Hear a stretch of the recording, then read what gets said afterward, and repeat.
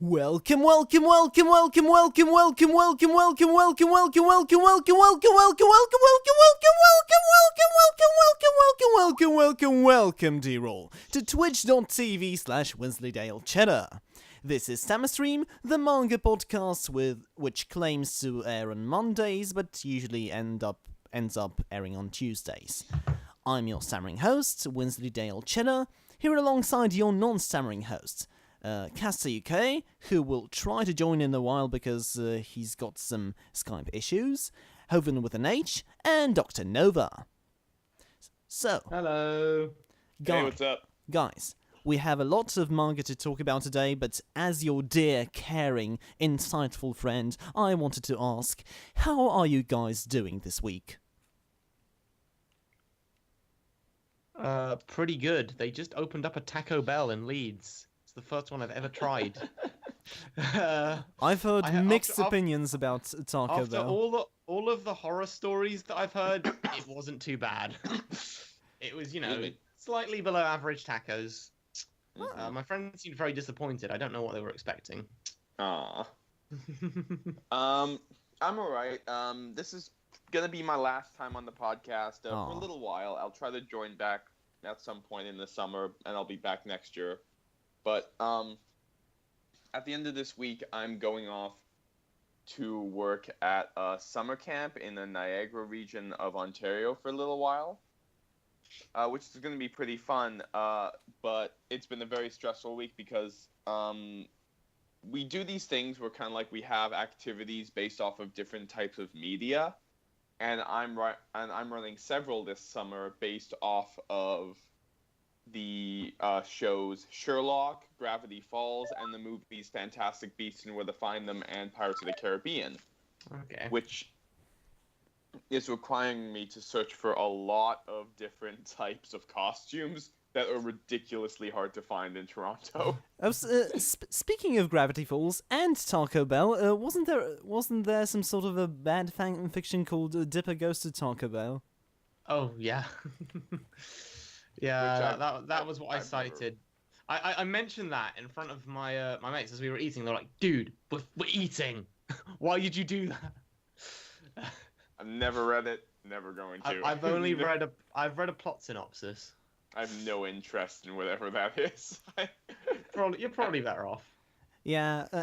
Hey, can you guys hear me now? Yay, yes! Kastor! Yes, we can. He's back. We don't need to change up the order. Joy to the world.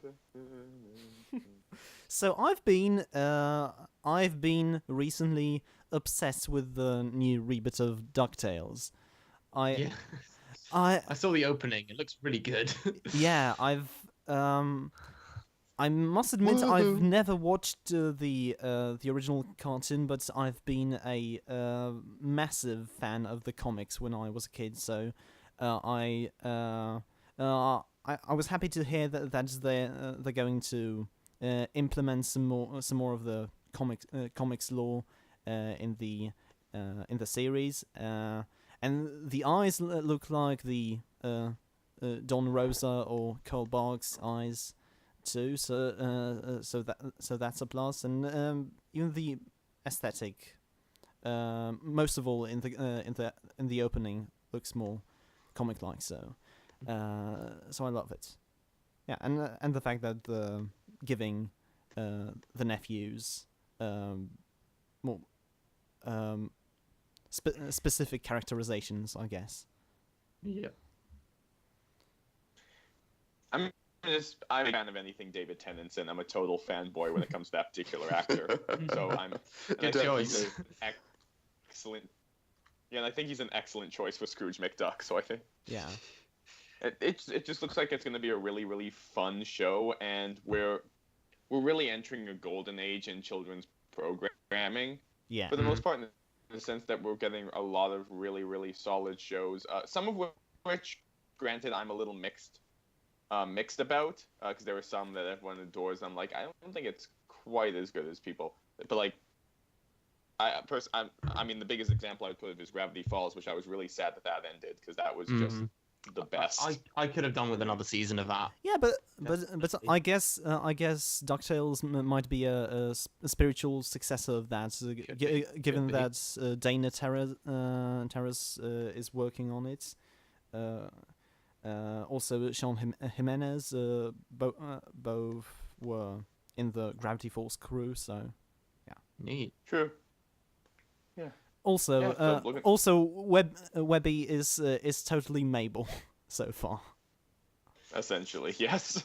And also, I think someone mentioned this. I don't know. I think it's just some guy I follow on Twitter, but he just went, "The DuckTales opening is the best One Piece opening we've had in years." Yes.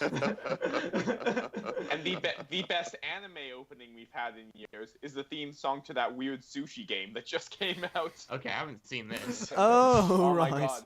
It's the best I saw that. trailer. It was the weirdest game. It is the final best. boss is a Fire Emblem character. Yeah. I love it so much. First of all, I love the fact that everyone was anticipating a new Super Smash Brothers and they got this instead, which I love. But my favorite part is it's just like this wacky game with this like music that would, if it was in an anime opening, would top every single best anime openings list. It's just such a fun, wacky Japanese song. I was like, this is amazing. I can't wait for this game. All right. So I guess we should probably move on to One Piece because we have. No, What I a manga. demand another tangent. No. We have. So Danganronpa, guys. Oh God! No. We have two chapters of Fairy Tail, two new jump starts, and Boruto left over from 2 weeks ago, which we forgot to cover last week. So yeah, we're doing that, but we're starting as we usually do with One Piece, chapter 869. Yep. So, One Piece chapter 869, or as I like to call it, everyone's still kind of fucked, but in silence and in style. Essentially what happens is that everyone's fucked. Everyone, with Big Mom still not dead after the end of last week, and their escape plan ruined, the entire assassination plot team runs inside Beige's big father, and everyone starts attacking them after Mochi Guy gives everyone Mochi earplugs. What happens is there's actually a really cool scene where pretty much in silence the Big Mom pirates start to fuck everyone up. Dogtooth Karakuri shoots jelly beans through half of Beige's men. Smoothie grabs Nami. Genie Guy grabs Carrot. Heat Guy grabs Chopper. Everyone and even Candy Guy starts staring down the entire Vinsmoke family. Until we get the follow-up on what we saw a few weeks ago of Sanji giving his family their essentially Power Ranger watches. Because they are literally Power Ranger Sailor Moon transformation watches. We get a lovely shot of Reiju with not much covering her nipples, but I do like there is equal opportunity fan service because all the guys are butt naked as well. And we get the awesome introduction of Germa 66. Oh, such a dope panel. It's so good. And because all five of them have different poses and look badass in different ways. I like that Yonji in the corner looks like he's the badass edgelord, like moping off to the side. But we've met the guy and he's a joke. It doesn't fit his character. No. I do like the fact that it just doesn't fit the scene at all. And they then proceed to wreck not quite wreck everyone's shit, because we've seen that we've got the impression that all the guys they are fighting are insanely powerful, but at least counter them enough to let the Straw Hats escape. Yeah. we then get a very, very interesting scene of Sanji catching Nami, which I'll come back to later, because I think there's a lot to be said about this. But essentially, everyone makes inside Big Father. Well, also we get a side moment of one of the Lords of the Underworld trying to break into the Tatemato box, or however you pronounce it. That was not how you pronounce it. Tomato box. And accidentally knocks the bomb box off the side of the mountain. So we're not even going to get a follow up on that storyline, apparently. Well, don't speak too soon on that. You never know. Yeah, I'm really interested to see what's going to happen there, because we've had that foreshadowed for a while. Yeah. But so if it's going to be a continual sword over the series, if it's keep going to turn up in different places. Like, oh look, we got this amazing treasure. But Buggy's about to get the One Piece, and then he's like, "But first, I open this treasure box." that would be so funny. But Buggy doesn't want to get the thing. One Piece. I can see him getting it. I think he does a No. He doesn't because he was on Roger's crew, and he definitely said he wasn't interested in it. No, yeah. Okay. But back to the awesome badass silent moment. We have. I love this panel of Beija's father shooting Big Mom as we see like the cut screen of Big Father's face against his. But it's not. Yeah. There's nothing he can do as the entire Big Mom pirates essentially counter him at every turn, blocking up his cannons surrounding him. And then Big Mom stops screaming. And everyone is fucked. Yep. So this is an amazing chapter. For once, One Piece is not wordy. Yeah. And I still have so much to talk about. It looks pretty bad for the heroes right now, which is something One Piece always does really well. And when shit goes down on the villain's side and the heroes are in a really bad position, you actually feel like they're in a bad position. Like, it's not like other manga where you're kind of very aware that, okay, the heroes are in a bad position, but next chapter they're probably going to be fine. Yeah. Friendship will save us. Yeah, we'll leave friendship discussions for when we get to this week's chapter of My Hero. Oh yes, but it really is a case here where they are in an awful position, and well, obviously, yes, the Straw Hats are probably going to make it out fine. I'm not too sure about everyone else, particularly Capone, who is just getting the shit beaten out of him right now. And whose Big Father form just seems to be seems to have the same massive problem of Komamura's Bonkai. I was going to say the exact same. Yeah. It's like there's so much of me to hit. When has this ever, been an effective power in manga? It's like, oh, I've gotten really big. Oh, I've been defeated. No. Makarov. Well, in Naruto it was with the Kyuubi and the Susanoo avatars. Yeah, but that wasn't really that had other powers.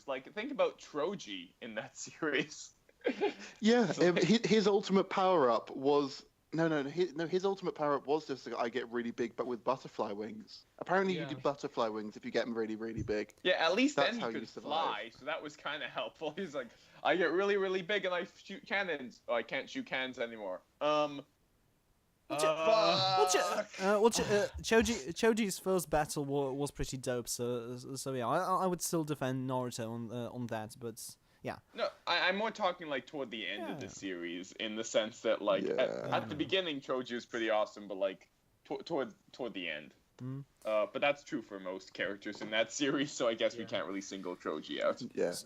But no more tangents. Let's get back to how fucked everyone is. So I thought this chapter was okay. I'm not perhaps as big on it as Kastor was. At first, as you said, I was pretty disappointed about the resolution of the Tomato box, since it's been built up for a long time, and I thought, for some reason, I thought that's what caused the explosion on Beige's back, but no. Oda's probably gonna do something more with it. I just don't know what at this point, because it just seems like such a strange choice to just abandon it this arc and bring it up even later. True. There are a lot of details here that I like quite a bit, though. I mean, I love the Big Mom pirates. So I love seeing how they operate in these situations, how fast they are to attack the Straw Hats, and yes, they do get countered by Germa 66, but it's not a case where like Germa 66 like kicks their ass. It's more like they just happen to be able to separate them temporarily. But I love they punch them enough for the Straw Hats to get away. Yeah, and I love the fact that the way the Big Mom pirates do interact is like a bunch of siblings. And I think the detail I love the most is we get to see more of Smoothie's power, where she doesn't just ring out other people, she can actually ring out her own arm to get the poison out that Reiju put into her, which I think was pretty sweet. Yeah, which I think is a fun detail. And I like the fact that we get Panda Woman, and we also get Panda Man in that panel. But we also get Top Hat Skull Guy again. Which I love. Wait, the fact Brooks that, like, in that panel? No, there's like The guy with the skull hat that goes like it's basically a mask. It's like a cowl. Yeah, and he just looks through the map. I love the fact that these weren't just like off-kilter designs that just like Oda just happened to throw in there. Apparently, these are actual characters that Oda remembers. Which are very amusing. Oda remembers everything. But okay, so the Germa 66 armor is apparently fireproof, as Prospero says, but it doesn't explain how Reiju, whose body is mostly unprotected by the armor, can stand inside a fire. Kill logic of body armor. Yeah. I mean, she also does have the body modifications that everyone else does. So. Yeah. But also a rule of badass, just like I don't need. Also, okay. The thing is, did she have those? Are those sixes on her legs tattoos, or is she just wearing see-through tights? I'm guessing they're tight. It must be tights. In which case, we've answered our question. She's just got see-through armor. No. Slightly bullshit, but in the panel on the earlier page, during her, transformation. Oh no, she's already got sixes on her legs. Oh, okay, they are tattoos. That is weird. What is also, I don't want to get into. I don't want to get into that. No. What is also weird, is that while I felt ambivalent about Germa 66 before, now I'm strangely excited about them joining the action. Oh my god, I know why! Ichiji, Niji, Yonji and Reiju are evil Huey, Dewey, Louie and Webby! One Piece is feeding into my DuckTales obsession! And I guess that makes what's his name? Judgy? Judge. I guess that makes Judge the Scrooge McDuck then. Yeah. If Judge is David Tennant, I will forgive a lot of his shit. I was gonna say if I can forgive a lot of awful things if there's a character voiced by David Tennant. Speaking of forgiving a lot of shit, should we talk about the page where Sanji catches Nami? Oh no! You're ruining my ship. Well, deal with it because to be honest, if I'm the thing is, yeah. To be honest, I don't think it's always a ship moment. Yeah. Go on, sorry. Okay, first of all, I think my general belief is that One Piece will always remain pretty platonic with relations between the Straw Hats. Yeah. But that said, if Nami were getting with anyone, To me, it would be Sanji, just because Okay. they have. Boo! Okay, Boo! let's move on to Fairy Tail before we get into the shipping No, debate, no. 'cause this is... Okay, That moment in Ennie's lobby, though. to remove Come on it now, from guys. shipping, to remove it from shipping. At this moment, to me, it's not romantic. It's okay. You know, we've had this arc, the fact that Nami was kind of a dick to Sanji, and it's just like, I'll never when they were on the phone, it's like, I'll never forgive you, and it's just like, dude, you forgave Robin at the drop of the hat. Don't hold this over Sanji just because he's a guy. And I like this scene because for once Sanji isn't perving out. He looks legitimately just happy to see Nami, and she looks equally happy to see him. It's two friends who are suddenly who just in the moment just like, I'm glad you're alive. Yeah. So to me it's more powerful because it seems there's completely no romance between them for a moment, especially because we then get that shot of Pudding seeing them together. Yeah.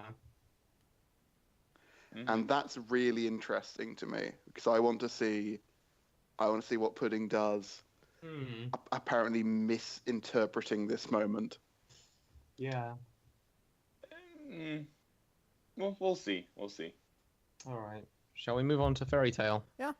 All right. Yeah. So we start off with chapter.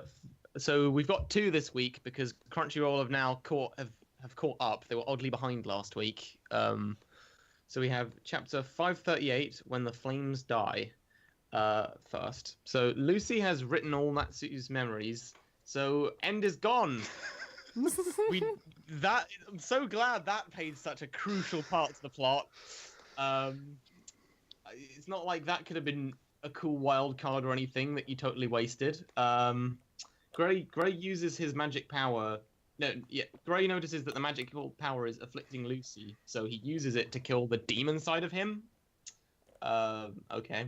There's a reunion with Natsu and his very, very burnt arm. He tells Lucy and Gray that Mavis has passed away, but they get over it pretty quickly and they head back to the guild.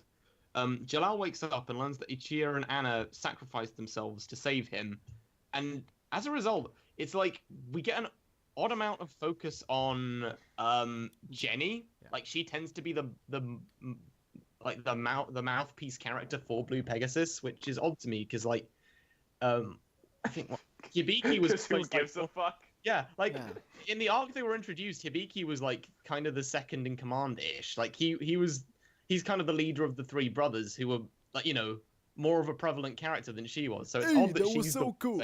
Sorry. Anyway, does he have tits? No, he doesn't.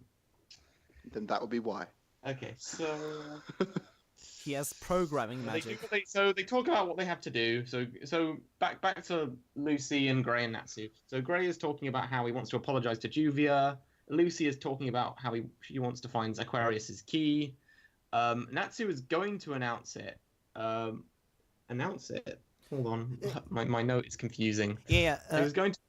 Oh yeah, he was going to announce something. Happy implies, but we don't know what it is yet.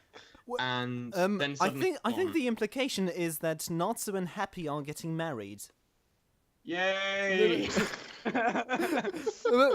Because they ask Happy what his plans are, and then Happy says, "Shall we announce it, Natsu?" All right. But then he suddenly vanishes, and Gray and Lucy just have no idea how this happened, and Lucy just kind of gets on her knees and starts yelling like Natsu. Meanwhile, Wendy notices a big crack opening in the sky, which brings us over to chapter 539, World Destruction. So the crack widens and Acnologia breaks through. He's eaten the space between time, inheriting its magic.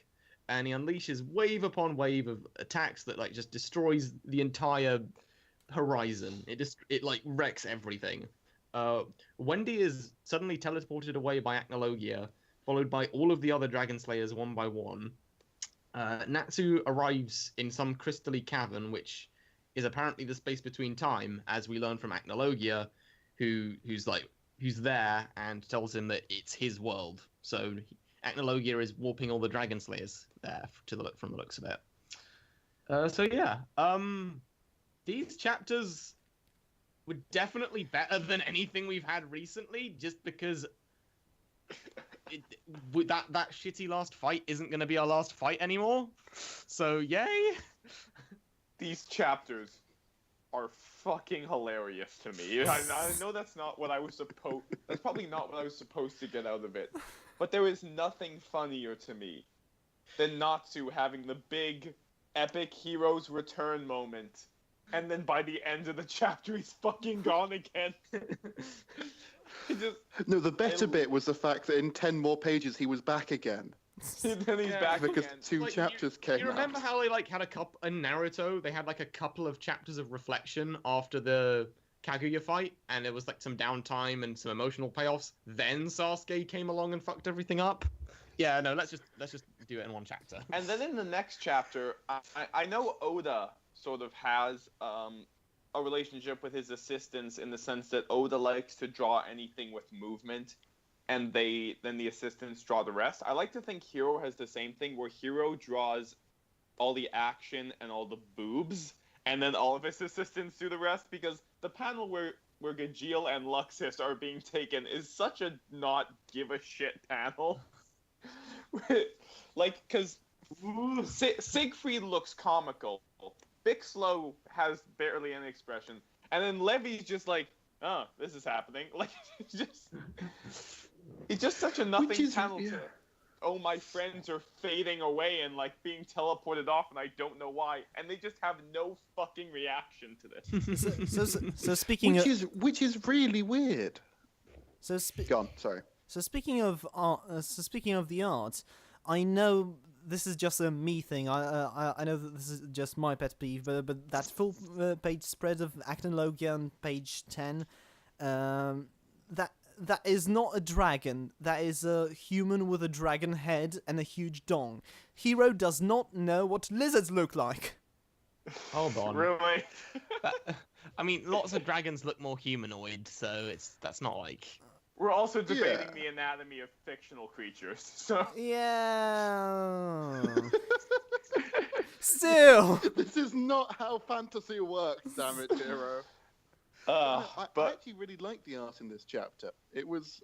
Yeah, if nothing, Hiro can draw some cool shit. Yeah, I like him sending the rain of magic down everywhere. This is the first time in ages that the action has felt big, which is what he's... Which, in a series which is all about big dumb power-ups and huge massive attacks, that's what I want to see. That one panel with explosions of magic and tiny Acnologia had a nice sense of scale. So yeah, I agree. Yeah, with that. And I mean, how do I put this exactly? Because maybe there's something I was missing here, but Acnologia got out by eating the time magic in there, right? I think so. So I guess Natsu and the others are in his belly. But it's also so what was did Anna not assume that the magic time portal was magic? I don't understand I think how she couldn't have predicted, oh, he can just eat his way out of here. I think Anna might just be either hear me out here, a plot device brought up to make this entire scene somehow work and is entirely stupid, or an idiot. Okay, guys, so I mentioned last week that there are characters who are totally dead and never coming back. What's the over-under on Achia and Anna returning next week? Just kind of falling out of the sky. I think this is a bad question to ask because I think all of us have read the scans for next week already. I haven't. Yeah. Okay. Wensleydale, you go. Nothing happens, Cheddar. Nothing happens. It's honey and biscuits for everybody. Okay, so I'm gonna go out on a limb. Judging by what you just said, I'm gonna go on a limb and say Achia, and say that this sad moment in these chapters where they're Jalal, you're alive because Achia and Anna sacrificed themselves, is probably gonna get undone when those two come back next chapter. I'm probably gonna go on a limb and say that's gonna happen. It'd be hilarious. Sad in inverted commas. It'd be sad. Sad. Just thinking of Donald Trump's Twitter. Sad. Enjoy. It'd be hilarious if just Anna was brought back because boobs. Yeah. So, if I'm not mistaken, Acnologia has transferred Natsu and therefore all the other Dragon Slayers into this world called the Ravages of Time. And I understand it's called the Final Boss Zone. True. The acid dimension. Them into Stardust Memory or whatever the fuck it was at the end of Rave Master. And I know that I keep asking this question, and maybe Acnologia is just a different dragon than what I'm used to.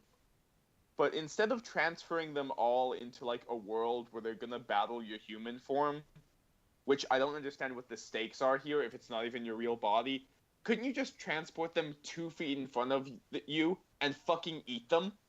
Like, it's just... Well, you're a dragon, yes, just but fucking eat them, man. I think the implication is that his human form is his real body.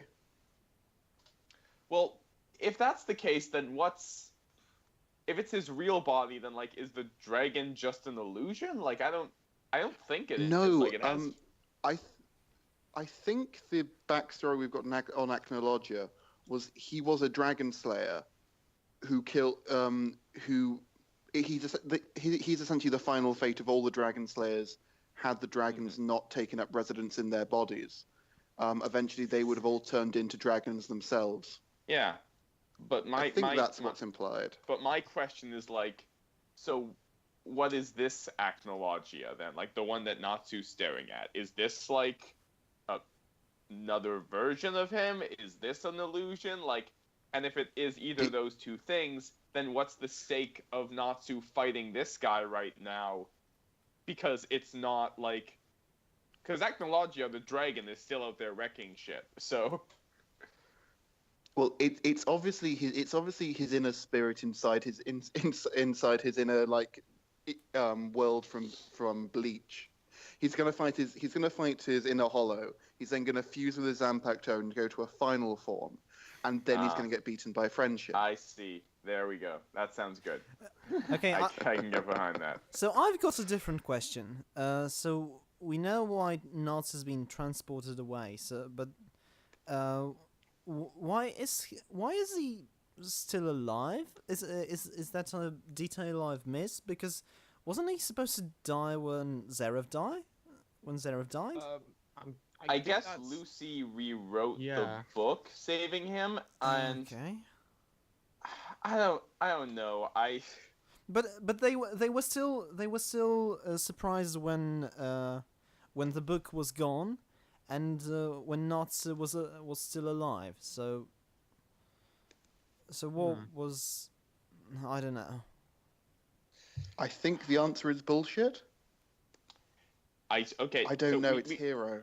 Yeah. So we learn at the start of this chapter that we only have 7 chapters of Fairy Tail left.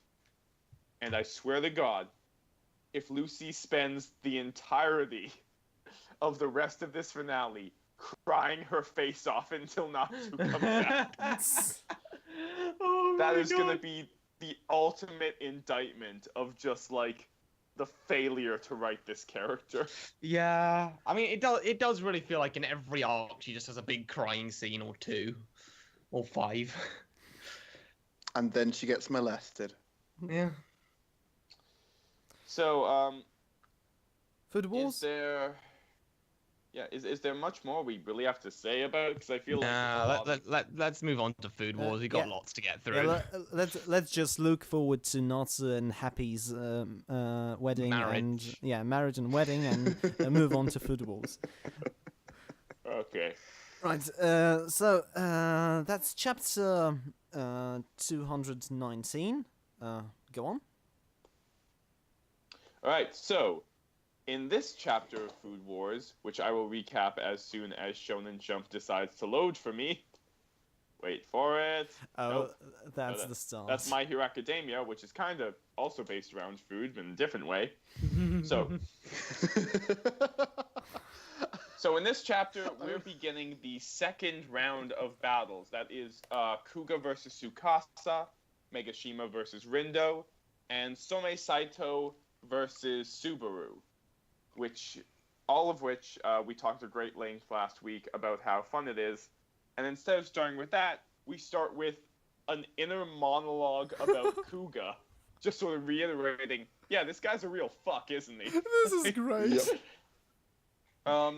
We then find out what the theme is going to be for Kuga and Tsukasa's battle, and what I quite like is we get to see that Some Saito, I don't know, I just like saying his full name, that Saito and Megashima are still kind of friendly, which I think is quite appropriate. And Rindo then takes out the theme, and it is going to be green tea for the battle, which I think is actually a very interesting ingredient, and I'm curious to see how they work with that. Kuga starts to cook, starting with what appears to be pork belly, and Tsukasa gives him a compliment, but Kuga refuses to take it after remembering what happened after their first Shokugeki, where he and the other second years, who were first years at the time, overheard somebody complimenting Tsukasa on his win against Kuga, and Tsukasa doesn't even remember who Kuga is, because he just doesn't focus on others as much.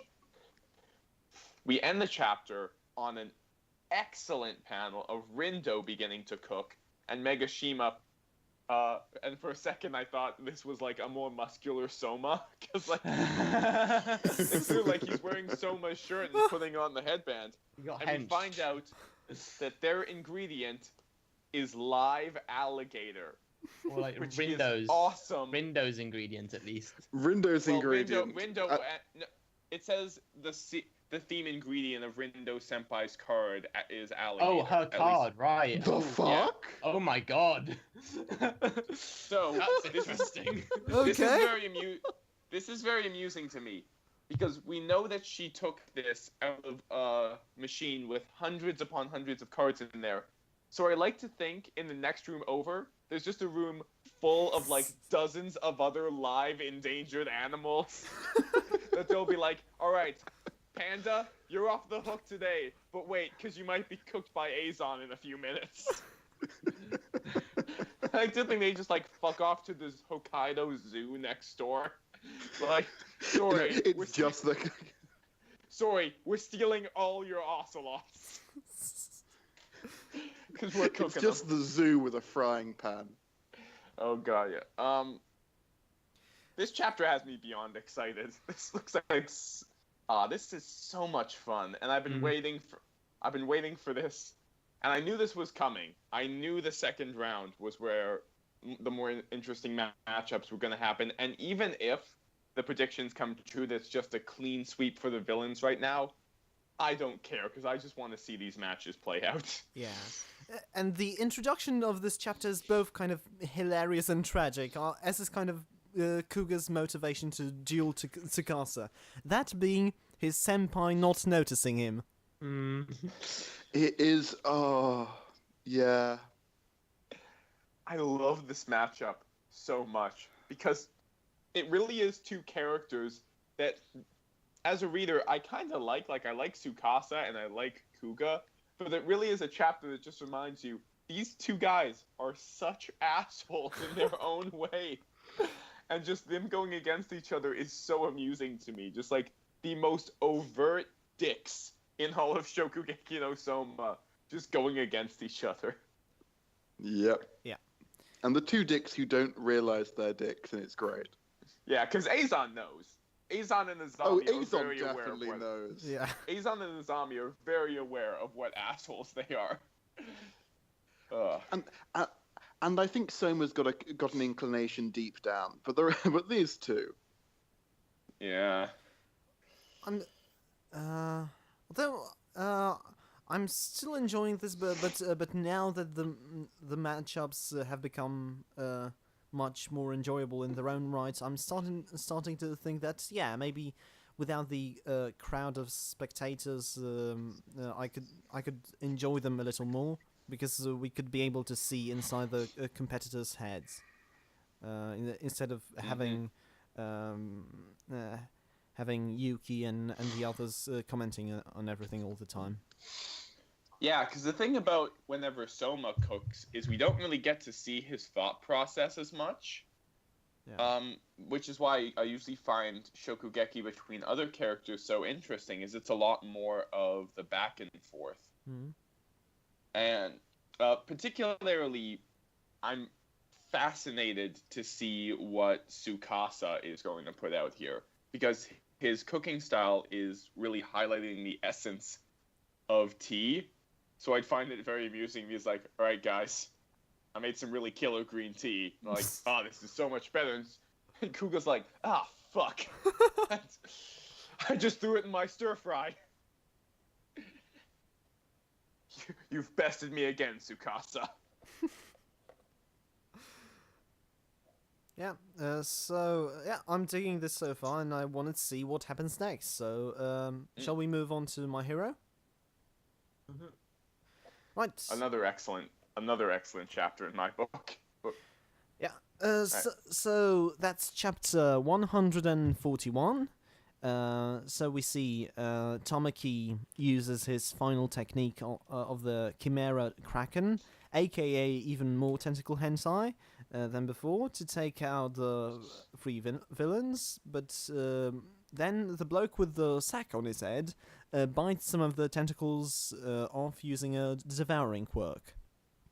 The three mini-bosses use the stealing, devouring and crystallization quirks in a combo to counter Tamaki's power. They temporarily get the upper hand and exposit about the backstory, but Tamaki blinds Setsuno and then slams the three against the wall, while acknowledging the power of friendship. Yeah, that's pretty much it.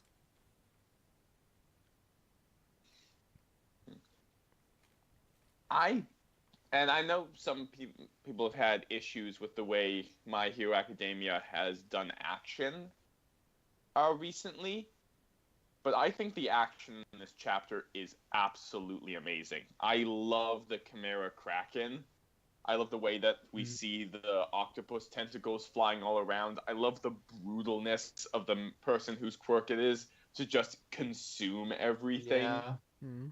And I think, yeah, and I think above all else, the coolest thing is just, and I think it's like a combination of crystal, chicken feet, and the tentacles again.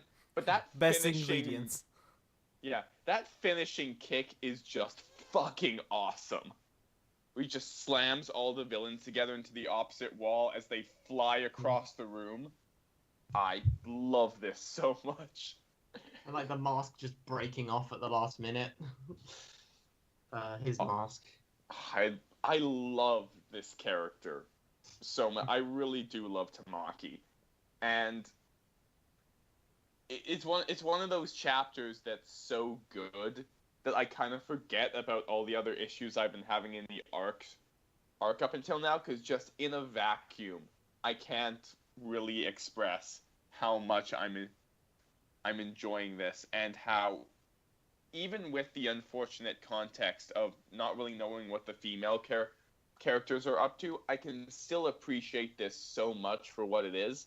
And I think I'll appreciate it even more when we see that Nene and Tsuyu and Uraraka are going to do things in this arc. This is a chapter that, for me, is only going to get better. Yeah. Right. Yeah, good chapter. Though. Yeah, I've seen some people comment on the fact that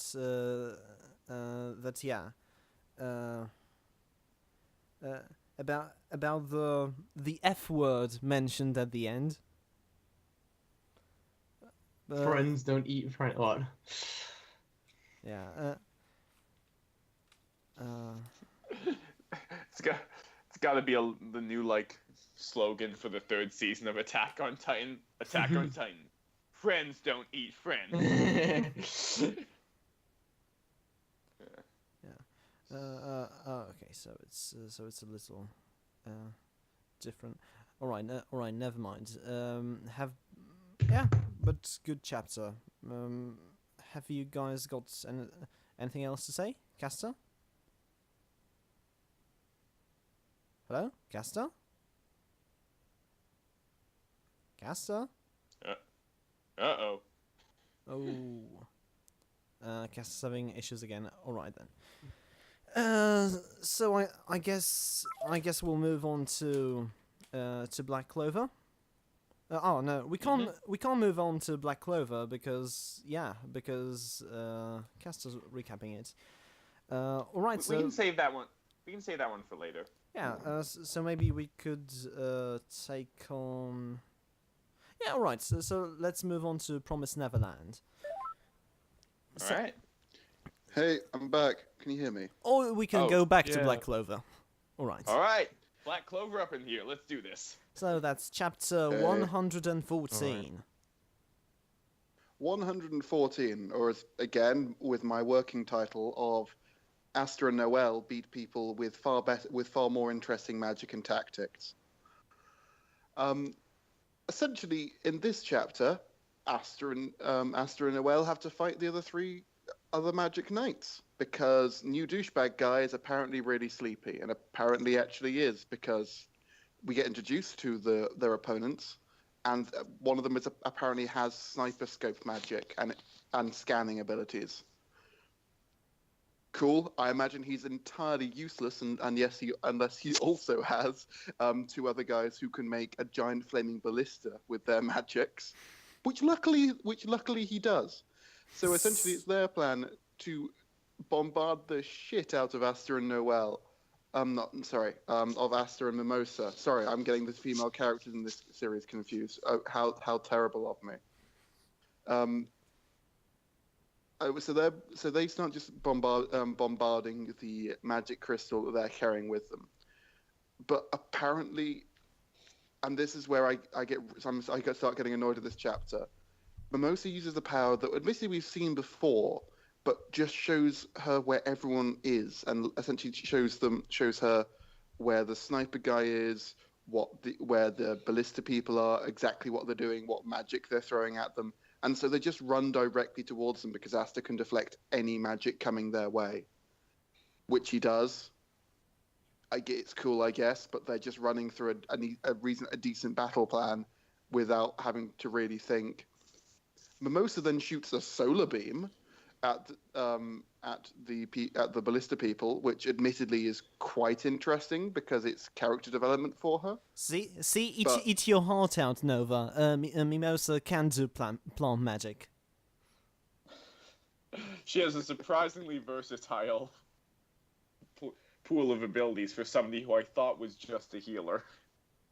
She has 3 abilities, and let's not get too far ahead. She has Solar Beam, Mega Drain, and apparently I can see everything around me because I'm bullshit.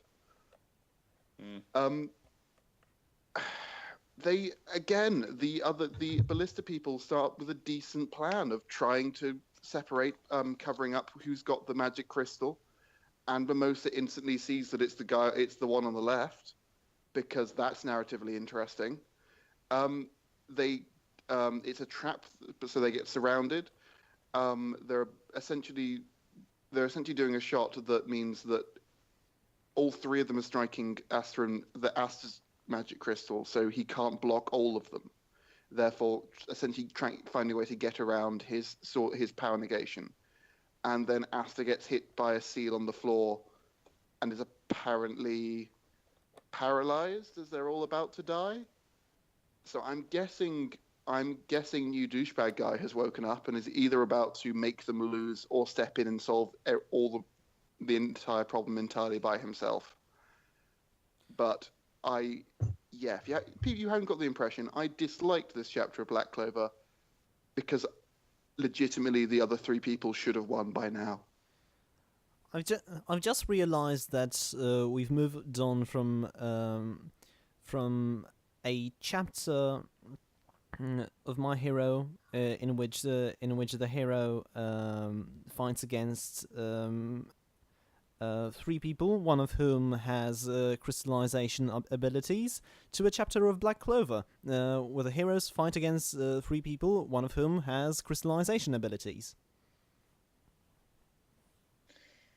You're right, that is the most interesting thing about this chapter.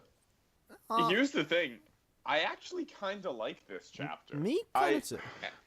And it's mostly because if you look at this chapter in a vacuum, and there is an aspect of this chapter that I don't like that I'll get to later, this is a tremendously enjoyable chapter when it comes to the action.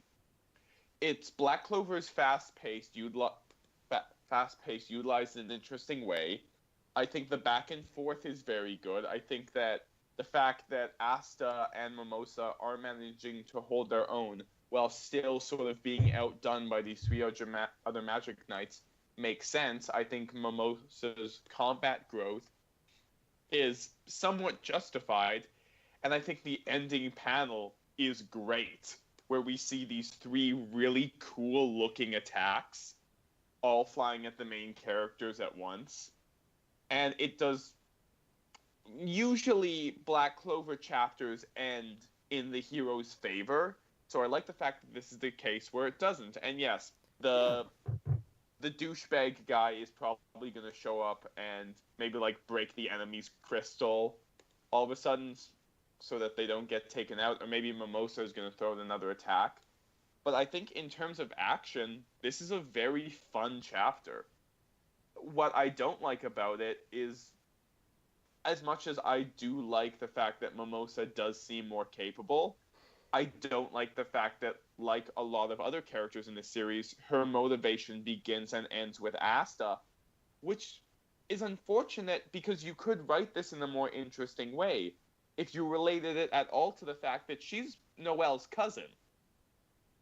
So I think that if her character development was more related to her relationship with Noelle, that would be a lot more interesting, and also pretty rare in Shonen Jump to have a female character whose relationship is not only tied with another female character, but a female character who's their cousin. It's what makes the relationship between Alice and Erina so interesting.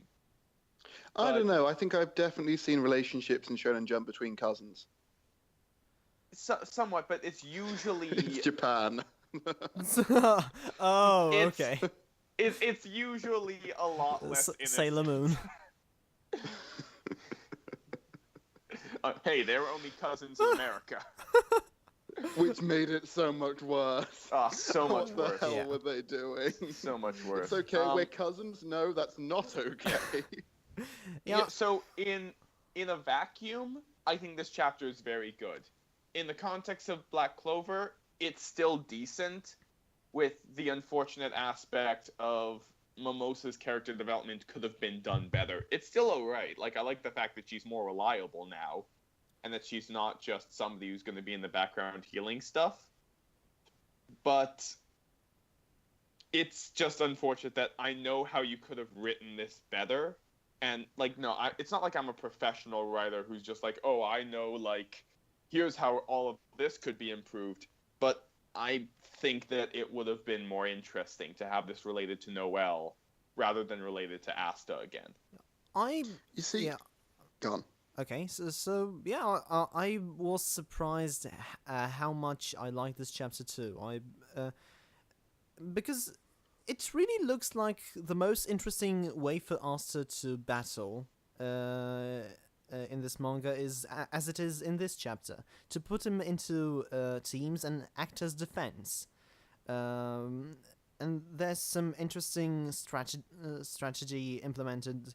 Mostly on the other side, but I still liked it for what it was. After all, these are the trio of nameless mages, so it's kind of even nice to see those utilizing some cool teamwork, even though I think they're from different guilds. So yeah. Also, there is here a way for Asta's team to credibly lose, so there is a sense of threat, which is a drastic improvement from most Black Clover chapters. Mm-hmm. I still can't get over. I can't see this fight as interesting because every single time I see something interesting happen, it's done by the three opponents, and it's instantly countered by Asta being Asta and literally being the hard counter to any magic, just by boringly swinging his sword, or Mimosa essentially brings out a second hard counter. It's not like there's a back and forth. It's that they keep on one-upping themselves and doing interesting combination techniques. And Asta and Mimosa just do exactly the same thing. Just go, nope, still not working. Nope, still not working. Solar beam. Nope, still not working. It's not interesting. I just can't get behind this. Well, it's just blocking their attacks, and they still manage to gain the upper hand in the end by neutralizing Asta. So I don't see what the problem is. And I think my problem is it is just blocking their attacks. Then it's not a fight. It's beating against a brick wall. And also, I can't quite buy into the threat at the end of this chapter because I know Black Clover, and I'm waiting for the. It's an improvement to what it normally is, but I don't feel the tension. Also, I might just be jaded, but I just don't feel this chapter. Fair enough. So, shall we move on to Promised Neverland then? Sure. Alright then, so it's chapter 43, and we start off with the demons noticing Ray, who reveals himself to draw their attention away from the other kids. They identify him by his hair color as either Ray or Don. When he finds out Emma and the others are safe from the way the demons talk, he cuts his location into a tree, rather where he intends to meet up with the others. He then flees, and the higher-ranking demon sends his subordinate after him. Then I think the main demon senses Team Emma, but I don't know how. The kids stop to catch a breath. Emma wants to check up on Ray, but it turns out that running in the middle of the winter at night with an ear cut off, while also having a fever, might not be the best idea for an 11-year-old to do. So she falls unconscious, but suddenly a mysterious cloaked figure appears before the kids, leaving Gilda to decide whether to go after them. And I found this chapter a huge improvement over the past few ones. Ray's tactical thinking behind revealing himself made me believe maybe this series could transition well into more of an action-adventure, mystery-oriented series. Plus, the promise of more Don Gilda is great in my book, because we've had a lot of focus on Ray and Emma, and them being out of the picture, leaving for Don and Gilda to leave the kids is a nice opportunity for something new. Yeah, no, I'm looking forward to actually meeting the rest of this cast. It was something that got mentioned, I think, during the Death Note review and Weekly Manga Recap, the idea that Promised Neverland was good because it had such a full cast, and I nearly spit take, because I was like, it's got two characters. It had three, then they nearly killed one. I don't know who any of these people are. I think Yeah. Isabella and Crone were both pretty well fleshed out. Oh yeah, they were great, but they're not in the story anymore. We currently have two people, and it's just like that. Emma's cool. Ray's funnier when he's going on about his baby memories, but he's kind of becoming a character in himself. But so if this is moving on to here are the rest of the characters and here's a move back to mind games, then I'm all for this change. Yeah. Right. The one thing I don't understand is Okay, so there is only one pen, right? Which is the only way they can navigate through the woods, right? Yeah. And which kid has it at the moment? Ray or Emma? That's a good question. Or Don? Because pretty sure whoever has it is in Emma's group. Okay, so I was wondering, how is Ray going to go to the location that he intends to go to if he doesn't have the pen? Baby memories? I don't know. It's magic. Bullshit. Yeah, that is a good. Like, if something turns up, fine. That's a good way to do this. That's a fine way to do this plot point. But it is a bit weird. It's like, as it stands, there's no way that he should know that he can get to the point that he's said he's going to go to. Unless he's fucking Senku and he's just memorized by just looking at the pen once that where he should go, where the coordinates are. Yeah, it was like when he examined the pen, it was already getting a bit bullshit. I instantly know what this is about. So I would be annoyed, but I could see it happening if you're just like, no, I memorized the entire map because of my baby memories. Yeah. All right. So, shall we do the new jump start or? Yeah. So that's what's it called again? Cross account. It's called cross account. And I'm so annoyed I can't read this. I'll get the notes out. Give you a bit of a plot synopsis. So we meet our main character Daiichi Tamanashi, and he is a Blandy McBlandford, and everyone calls him Mr. Harmless because of how non-threatening he looks. But he's actually secretly an otaku who judges all of the normies, and oh god, kill me now. Oh god. And there's a childhood friend character with big boobs who arrives, and it turns out she made up the nickname of Mr. Harmless. And then her name's Mao Takamine. She's the ace of the volleyball club, and she starts coming onto him. She starts coming onto him super hard. Like she sits on his head and like squeezes his head with her thighs, and like presses her boobs up against his head. And, like, it's played off as, oh, he's harmless. This is normal. But, like, it's so clearly in a fan fiction. And then he gets annoyed. Sure this was published? And then he gets annoyed and runs off. Because she keeps calling Mr. Harmless. We've not even gotten to the worst bit yet. I have not read this series. This sounds like I am so annoyed because I couldn't find it on a scan keep site. Going. Keep going.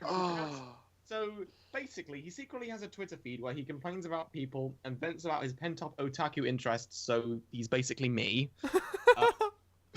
He has over 3,000 followers. Oh fuck off! I can't get 200. And he got a DM from an account called Poophead, who's also a closet otaku. They bond over shared interest with really similar tastes. He has finally acquired an EGF, as we like to call them.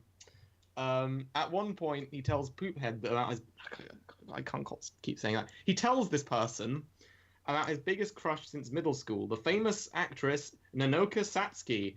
I mean, anyone who can't see where this is going from here, well... So his secret friend, his online friend, motivates him to be strong and face his own problems.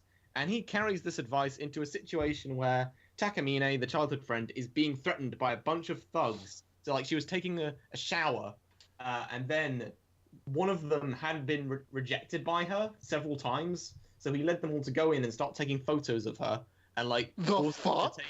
And so she's like, they're like forcing her to take more photos unless they'll upload them all. But then, and like he's about to not do it with like well, should an otaku like me save a normie like her?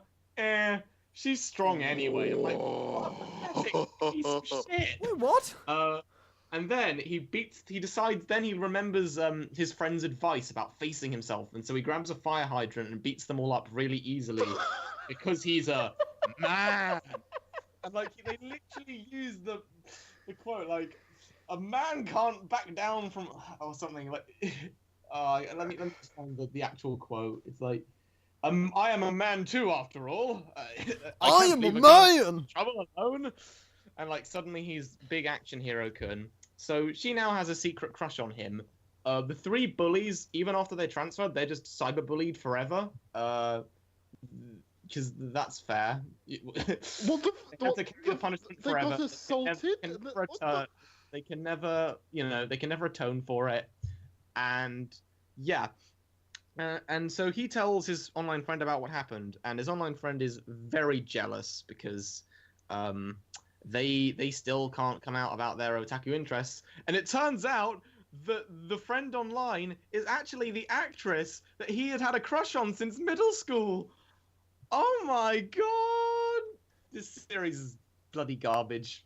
What the fuck? Whose fan fiction got published in Shonen Jump? Oh god, It's very close to home for me because I have an otaku Twitter account. Oh. I have never been. Let Nova explode. Okay.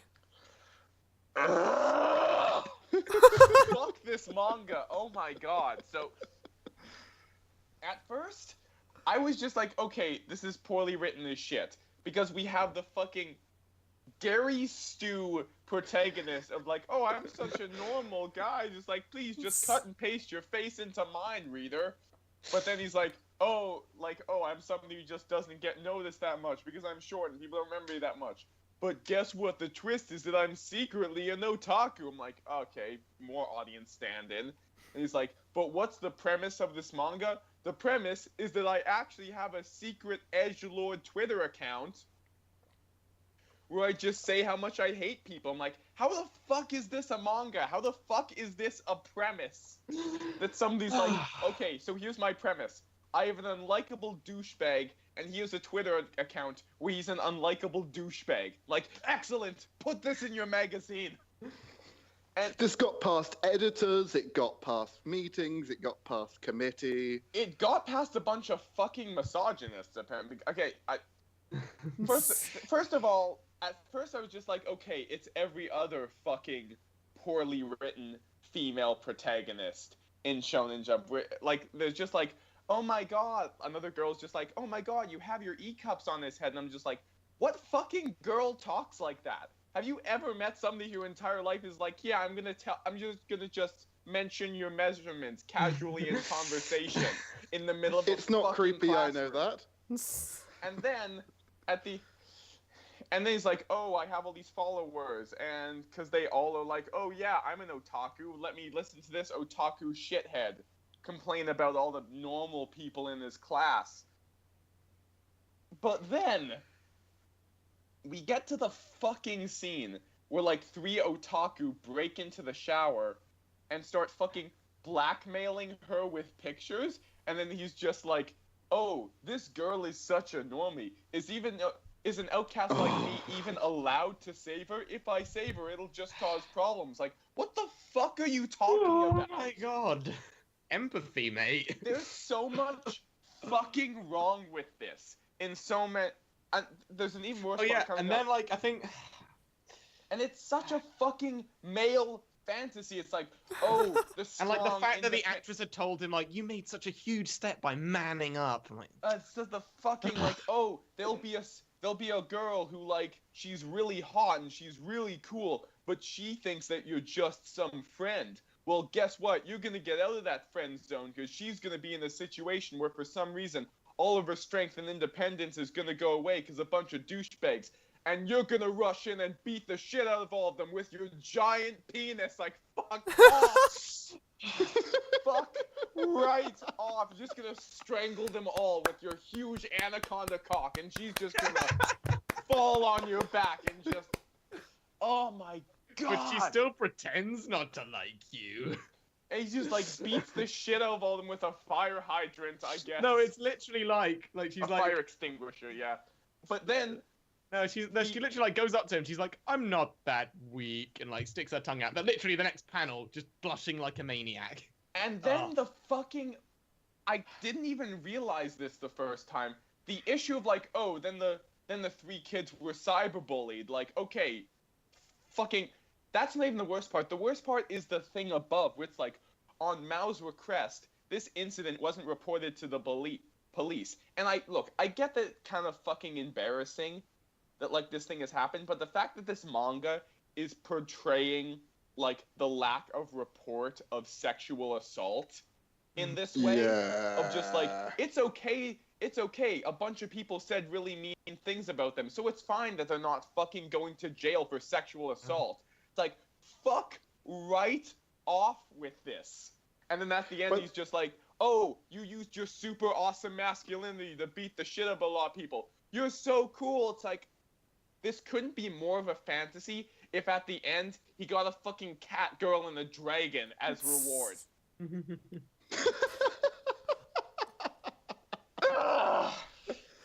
I have never been so disappointed that I don't live in a English speaking country, because I would like to read this manga so much right now. I wish you could. I mean, I think it tends to be like, a few chapters get released in the Jumpstart, then scan later to notice it and pick it up. I just hope this is never scan later. I hope this is just never shared. It will be. Scan later, just like, nope, even I have standards. I have, oh my god, everything is wrong in this chapter. Everything is fucking wrong. I guess, like, the art is well drawn, but the designs really don't do anything for me. They're very bland looking. And then at the end, the female character just, like, hits him on the back of the head. It's like, oh my... And she's like, oh, I'm not that weak. So, just, like... Okay, yeah, there's no the ending of... And look, I'm not even giving this manga the fucking benefit of the doubt. There's no way we're gonna see the psychology of a character who's had to go through this traumatic sexual assault moment. I'm gonna assume the only change in her character that's gonna come out of this is she has a crush on fucking Dachi asshole now. So no, this manga doesn't fucking deserve the benefit of the doubt. And then the ending is just like, oh, turns out there's the actress that he is in love with, and now she kind of likes him, and oh no, it's a love triangle. Because this guy fucking deserves it. This troll asshole. Bloody hell. He deserves multiple love interests. At least Yuiga from We Never Learn's a nice bloke. Like, you could see why people would be interested in him. This guy's an asshole. This guy's a total fuck. This just sounds hilarious, because it's just like, this is the worst scum of humanity. It's not. But no. Let's make him an admiral hero who gets everything he ever dreamed for by. And it's just like, just hearing this is just like, no, he deserves to die in a hole. But that's the thing. Oh god, this is the prototypical really... nice guy in inverted commas. Yeah. This is the exact same night. This is the fucking nice guy. It's like this asshole. Like, I can just picture this mangaka in his fucking fedora, just like, oh, this character is such a nice. Here's the thing. At first, as I was reading through this chapter, I was like, okay, part of it, like the fucking stupid E-cup line and the stupid changing room scene, at least it was so unbelievably inept that it was kind of funny. Then we got to the shower scene, and then we got to the fallout from that, and I was like, this isn't funny anymore. And I reread this entire thing. This isn't so bad it's good. This is so bad it's fucking infuriating. And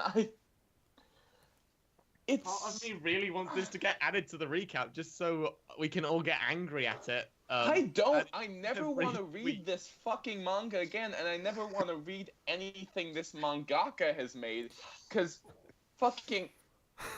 Okay, last week WMR made some very, very good complaints about the sexism in Death Note.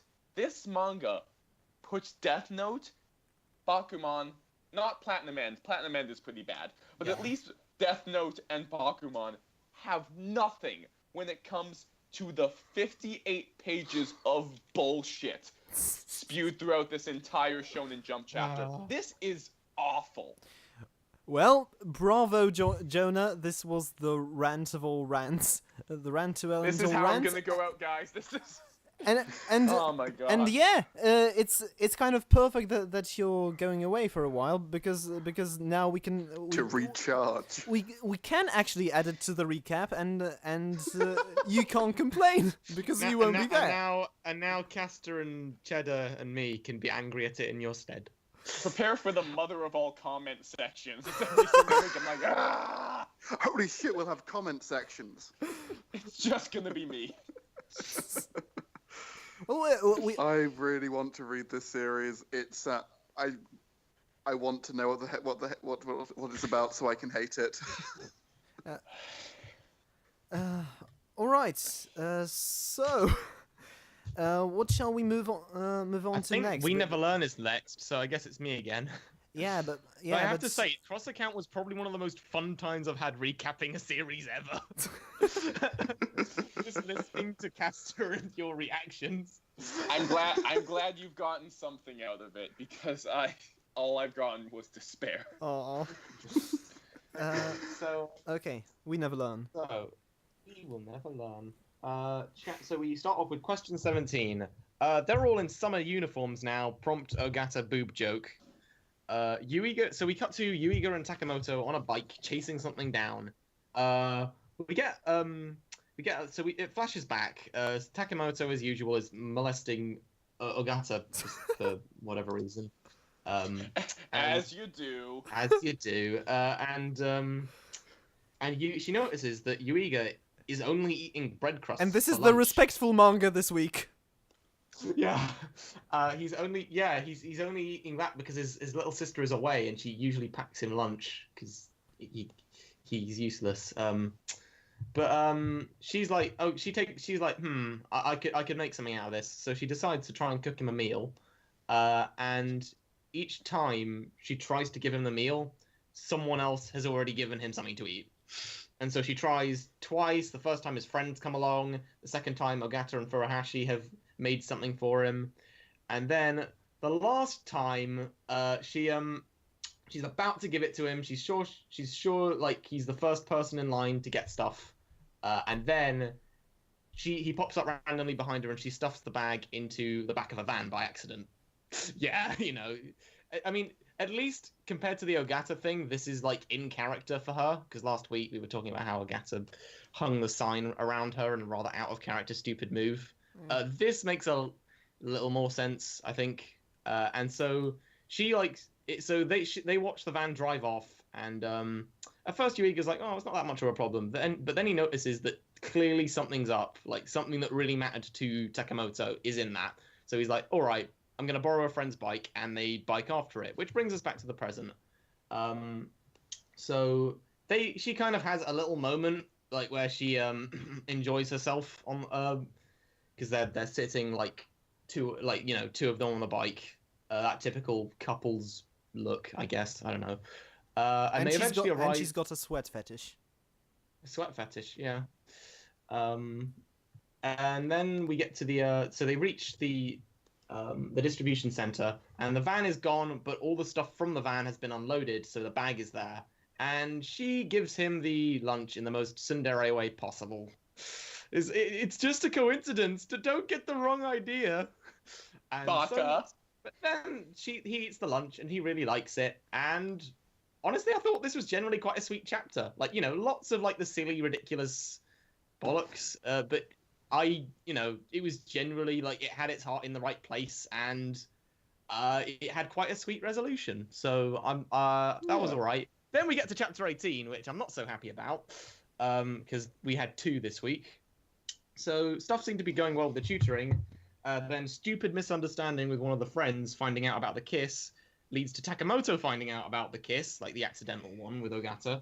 She tries to ask Furuhashi for advice indirectly, but makes it very obvious that she's talking about Yuiga, and Ogata and Furuhashi catches on pretty quickly. She manages to cheer her up at first, but then, just as everyone else arrives, including like Ogata, she comes along and joins them. Other people start milling onto the roof and start talking rumors about the kiss that happened, and they've all gotten massively out of proportion. And this makes both of Uruka and Ogata very shaken. And as a result, their grades completely slip, and the principal takes Yuiga in to have a word. And yeah, I didn't care for this because it's stretching out the melodrama misunderstanding with the whole accidental kiss. How So yeah. chaste and sexually frustrated is this entire school if an accidental kiss is the topic of God, news? yeah.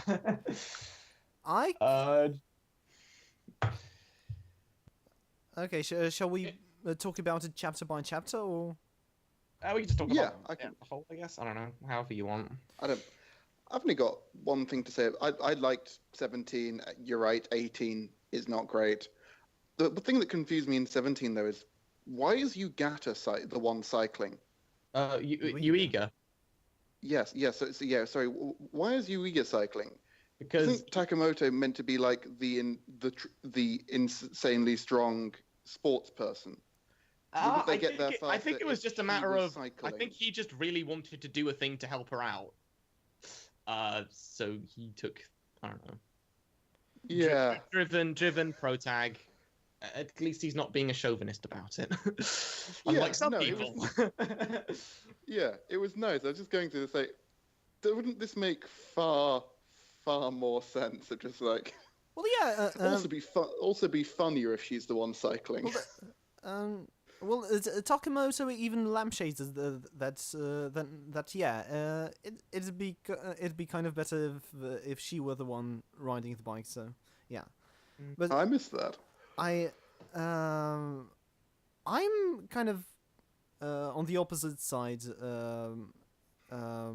because while I did like chapter 17, and I think it's full of this kind of what Kastor talked about, just relatable teens being teens. Lines like, what if he finds me making him homemade lunches creepy? I'll have to kill myself. Yeah. But I really enjoyed chapter 18 because things are actually progressing, and I thought it was funny. In case you haven't noticed on the forums, I do like the comedy of the little thing just blown out of proportion. So it kind of just played right into my tastes. And I think the one part from the chapter that I did kind of like was that how like Furuhashi is now more of a wing. She's trying to be more of a wingman, but then when she finds out, she realizes both of them fancy him. She's like, who do I root for? Yeah, and yeah, and it makes sense for Firmino to figure everything out because she understands emotions and stuff. Yeah, because she's the liberal arts girl. So yeah. I am waiting for the moment where as the wilting violet. I'm tentative because I feel there's going to be a moment later on where they're going to go into why she has no self-confidence. They're going to deal with it, and I've got a feeling it's going to be like that offhand comment about her father's going to play into it, and it's going to be interesting how that plays out. And then she's going to be back in the game. So I don't. No, sorry, I'm just thinking. Yeah, I would be interested to see how that goes, but I think it might go darker before it gets funnier. Yeah, I didn't like the second chapter just because this is a chapter I feel like happens a lot in harem manga, where like, there's a misunderstanding because of some kind of indirect kiss, and that makes all the love interests like lose their shit for a little while. Yeah, who gives a shit about indirect kisses anyway? Apparently this is the big thing in high school. I don't Apparently remember Japan, yeah. Apparently in Japanese high school, this is a pretty big fucking deal. But the first chapter is fine. The first chapter is cute. It's not my taste exactly, but I can see how, it can be enjoyable enough. But then for this one, it's really just like I thought most people didn't even really know who Uega was. No, they didn't. So I find it weird that this has been, blown so greatly out of proportion throughout the entire school. But what I think I worry about the most is that, like, at the end of this chapter, and maybe next week we won't get a payoff for it, but, like, with the principal showing up, and for some reason the principal is privy to all these rumors, which is a little odd to me. But the principal's like, I've been hearing some rumors, so I would like to have a word with you. And I'm like, I feel like this my would be a little lot birds funnier. told me. My little birds told me. My little birds and the bees told me. The little birds I keep hidden in my hair with my stupid as all shit hairstyle have let me know that. I don't know what it is. It's got, universe, like, yeah. So yeah. But yeah.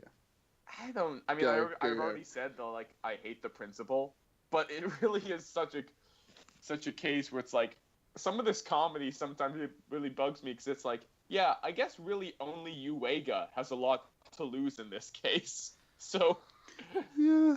because it was my issue with last week where, like, the tutor was like, Uega, is it really okay? Aren't you just doing this for yourself? And I'm like, he was blackmailed into this. He didn't have a choice. Uega never. It was like, all right, you want the scholarship? You have to tutor these girls. Like, this was never Uega's choice. It was a case of just like, oh, the principal was like, oh, here's a smart poor kid who can't afford college. He'll have no choice but to tutor these girls. And like, Yay, free labor. it's like, this is really fucked. This is like some child labor laws right here. This is fucked up. Also, in any sane universe, there is a 2-sentence conversation between him and the headmaster, just like, so this indirect kiss, yes, she fell into me, we fell over, it was awkward. Sorry, won't happen again. Cool. Okay, bye. All right, peace. Yeah. So the appeal of Nisekoi for me originally in its beginning chapters was that things were actually progressing rather quickly for a shonen romance, and maybe this is why I'm so glad that things are actually moving forward here. But even without it, I did find this chapter quite funny. So yeah. Yeah. Do you want to move on to Dr. Stone? Because I feel like we might have an interesting discussion about this. Oh. Yeah, sure. All right. So that's chapter 15. So in this chapter of Dr. Stone, the rain stops and Senku returns. Since the bit of stone at the back of his neck is now gone, his spine is fixed, I guess, and he returns in pretty full health. They give him a neck brace, and also Yuzuriya shows this apparently very badly made rocket that she made. And on the one hand, I was like, aren't you supposed to be the handy one? Aren't you supposed to make it really nice? And I was like, well, I guess it's kind of hard to find, like, paper, glue, glitter, sewing equipment. No, so I guess the girl's doing the best she can. I think the implication was that the pattern was already on the hide, and she just used it as it was. Ah, okay. So Senku is now officially called Dr. Stone, which is pretty cool. Title drop! Hey! They said the thing! They said the They thing! said the thing! They said the thing! We get a lot of awkward butt shots from Yuzuriya in this chapter. But as it happens, we also find out that Senku has a plan, which Taiju has a hilarious reaction to, of throwing Yuzuriya over. which is that because Taiju and Yuzuriha have to go back and join Tsukasa's army to be spies, while Senku travels around recruiting a bunch of people in order to find a suitable resistance. And then we have them walking away, and Taiju being like, "Oh, I shouldn't shout Senku's name in case Tsukasa can hear me." So I raised up my arm and was like, "Holy shit, they stole that from Fairy Tail!" And then No. And then he goes off with the flag to build the Kingdom of Science as the team splits up. Yeah, Fairy Tail of all things. I didn't have a problem with that, mostly because it was an homage to One Piece, but they gave an explanation to it in universe that worked instead of, "Hey, remember that thing we do?" No, shut up. We all do this now. It was more just a joke on my part. I didn't really mind it. Yeah, I know. Yeah. But here's my worry here is just like, okay, I don't get why Senku would be like, "Oh, sure, boy and girl who tried to blow me up a few minutes ago, after 15 minutes of being away, yeah, I'm convinced you've thought about it enough to join me." Like, I feel like Tsukasa's reaction would probably be to just murder both of them. Well, no, it's not a good plan. I do have to say, this has a lot of assumptions that, while possibly dramatically interesting, is not a smart plan. But I could see Tsukasa, from the intro we got, he essentially is insane, but thinks he's a good guy and really wants friends. So I can see him accepting them back. Yeah. But with the looming threat of "betray me once and I will kill the shit out of you." Yeah, and the panel...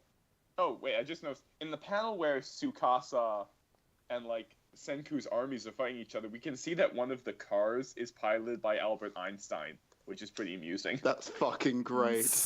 But I think the way I could get into this is we're not sure who we're going to follow in this case. And personally, and I'm wondering what you guys think, I hope we follow Senku. I think that the mission about traveling around, finding all these other people and convincing them to join up would be a lot more interesting than just like, okay, but this chapter Tsukasa might figure out that we're trying to murder him, you know. I agree, but I would put money on it being Taiju and Yuzuriha. Mostly because you. Go on. Okay, so I think it'd be interesting to see both sides, especially since Tsukasa is also going to revive new members of his own group. So I guess tensions might rise also on their side, and we also might meet new characters on their side.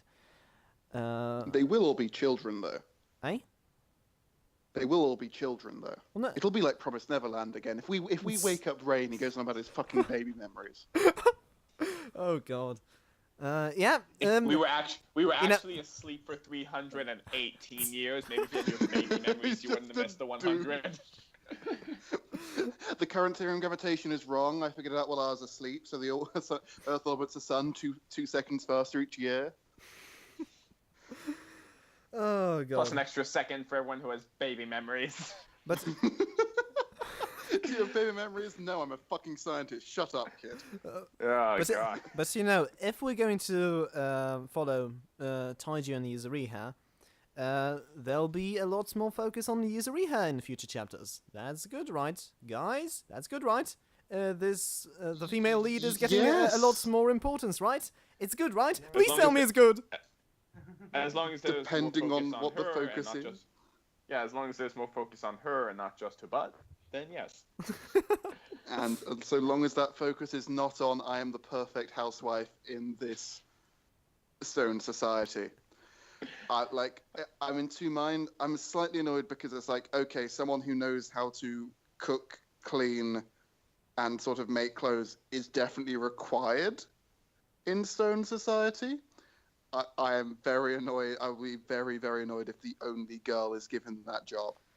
Okay. Yeah. Okay, but Yuzuriha made the flag, made the rocket flag, just like Usopp. So it means that she must be my new favorite character. And I did like the reaction face panel, which is why I put it on the cover this week. Yeah. I think I like the chapter, but I think my biggest problem with it is that it's all that Senku's entire plan assumes that he can come back with a sort of liberating army, with his evidence based on we got 3 smoke signals, so there's someone else out there. Therefore, they are a good person and not an evil dictator. Yeah. And that I will be able to convince them to come back and not only defeat our enemy, but not kill him, because I don't think they want to kill him, and I can very much imagine just like, hey, we hunt in the Stone World. We will kill the shit out of your enemy guy if we need to. Mm-hmm. Well, what? I'm interested though. Yeah. Yeah. So, any more thoughts, or shall we move on to Boruto? Yeah, we can go Oh to fuck! I Boruto. didn't read this. Oh, it's chapter 13. It's like the most. It's from a few weeks ago. I Yeah. know. I think it skimmed. It passed me by. Damn. Okay. And you were supposed to recap it this Oh week, but fuck! yeah. I'm sorry, guys. No, never That's mind. okay. I completely forgot. We can. It's a monthly one as well, so it's going to take a while if I go through the entire thing. Oh, We'll just go to Shudan if we want. Yeah. If we skip a chapter of Boruto, if we skip like one chapter of Boruto, I don't think it's that big a deal. honestly. Okay, so I think next week we might have 2. Yeah. Okay. Yeah, I can Right. do that. Yeah. I can do an entire 90 pages of Boruto. Yeah. It's Speaking of manga with it's pages. it's all good because my notes on Boruto this week Boruto 2 weeks ago is please stop sexualizing Sarada. Oh wait, is this chapter 13? Yeah. Yeah, I read this. Sorry, I thought there was 14 out, and that was why I thought I hadn't read it. Okay. Okay. So you can recap it. Do you think? Yeah. All right. So at the end of last chapter, last month's chapter, we had the kid of the Land of Fire get kidnapped by his evil butler? Question mark? No. This chapter starts off differently with the new Team 7. Are they Team 7? I think they're Team 7, but I can't remember if that's been confirmed. Why would they be Team 7? Because repeating history in Naruto. Okay. I don't know. can't remember which team they are. I just guessed each team. And come to think of it, I was kind of surprised that that the original trio was Team 7 in the first place. Wasn't Konoha a village that existed throughout several generations? Which is why I think that they reuse team numbers. Once in the Naruto universe, once they hit tuning level, they're all sort of mix and matched on their teams. So it always struck me as sort of something that the young ninjas were organized into and then were reused every year. Yeah. Mm-hmm. Anyway, chapter. Konohamaru offers them a B rank mission without really explaining what it is, and sort of gets them interested because he let slip that Gaara used to do B rank missions when he was still their age. Doesn't mention that he used to be a brutal murderer and got through them just by literally killing everything around him. But it motivates Sarada and Boruto. They think they agree to do the mission, and then Boruto realizes that Rich Kid slipped the card he wanted into his pocket before he left, and decides to return it to him because Boruto's no longer a little shit in this series, which is refreshing to say the least. He sneaks up to the massive hotel that is still weird to see inside Konoha, and overhears from the daimyo that his son's been kidnapped, and the daimyo decides to not tell his personal Leaf Village bodyguard people that his son's been kidnapped because there might be a spy inside them and they might be overheard. As the blonde-haired, blue coat-wearing ninja jumps away to go save his son. Then we get the really, really weird bit where Sarada gets randomly sexualized in her room, honestly wearing clothes that, unless it's absurdly hot outside, is not comfortable if you're in your own home, and is randomly throwing not kunai, but random darts at a dartboard, which is weird because I would have thought as an Uchiha she'd be doing shuriken jutsu because that's apparently their thing. She looks about 9 in the scene, is over-sexualized, and Boruto tells her that for some reason he can't come to the mission because, I don't know, he said he has to take a 5-minute detour to save the daimyo's kid. He does that. As we then switch to the kid essentially being beaten up by his totally evil butler, who's not his totally evil butler, but is a random fat ninja guy who has the power to impersonate somebody by eating their brain. Which I'm not gonna lie, that is a pretty badass jutsu, and I'm not surprised is one of the forbidden ones. Who invented this? I want to know who figured out they could do this. I want to know what like the practicing, how they practiced it, how they figured it out until they got there. Just like, how many brains did he eat and not change before he figured out exactly which hand signs he had to do? I mean, this seems like a perfect jutsu for Orochimaru. Wasn't there an entire arc concerned about him gaining a new body? Oh, right, but this is only impersonation, right? I think so. I think it's from what's implied. It's essentially a transformation jutsu that can't be detected by anybody. So just like in the universe of Naruto, that's a pretty powerful tool, but it's a bit bullshit because, as we see later, he essentially just bites down on people's heads to eat their brain. He reveals that he doesn't want the money he asked the daimyo for. He's going to impersonate the kid and essentially infiltrate his base. We then get a surprisingly metal scene of the kid realizing that he's essentially, while still alive, he's going to kill his father. So cuts his bonds with the shuriken Naruto gave him, and prepares to kill himself. So that was dark. He gets stopped. The ninja tries to eat his brain, and then Boruto turns up and beats the shit out of him.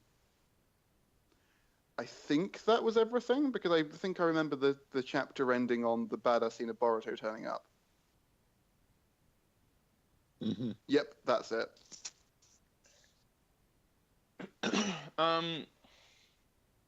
The chapter itself was fine. The Sarada stuff is still phenomenally creepy, but it's that she looks 9. It's that she looks younger than she's meant to. It's that her clothes aren't even the issue for me. It's the just the panel of her biting the glasses just seems so creepy. That is a very sexualized act, and it's like, how old is this kid? I think aside from all that, like I agree with that. I think my thing is that since this chapter came out, I started watching the new Boruto anime series, which has been not perfect, but generally the strongest rendition of Boruto that I've seen. Because it's actually focusing on the side characters that we don't know yet. and we're getting episodes on each of those. It's Whereas, the best. Yeah. yeah, so we're actually getting an idea of what the supporting cast is, which right now we don't seem to be getting as much with this, like as in not as in like the rest of Boruto's classmates, and Yeah.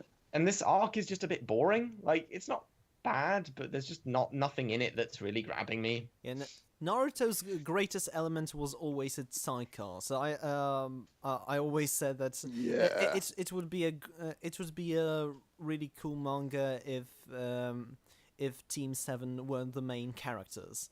So maybe We had an arc of that, and it was great. yeah. So maybe that's a similar case here. Oh yeah, the Shikamaru Shippuden stuff was fantastic. But I do like the idea that the best rendition of Boruto is the one that features the least Boruto. Yeah, well, it features plenty of him, but it actually he's not characterized right from the get-go. He's way more likable and less of an obnoxious little shit, and Yeah. he doesn't constantly steal the show all the time. Like I like the current story, like where the Boruto manga is currently going, because I like the idea of essentially him being a sort of semi-tragic hero, just like because he starts off as the Prince of Konoha and gets cursed by the demons that he tried to beat. But I would also like to see where the anime goes, if it's more focusing on like Naruto storytelling rather than this storytelling. Mm-hmm. Jonah, any thoughts?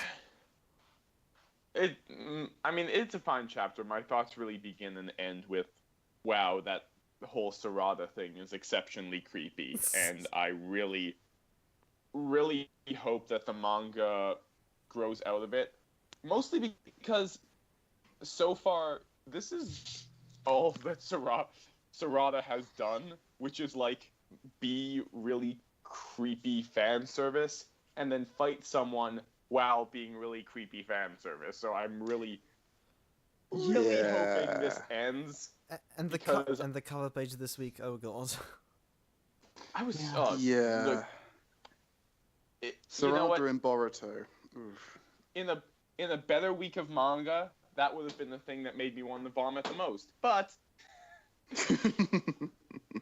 it somehow got second place. So yeah. Sarada and Boruto. Actually, no. Sarada and Boruto has been legitimately terrible. Sarada in the Scarlet Spring was amazing, but the moment we had this, she's forgiven Sasuke.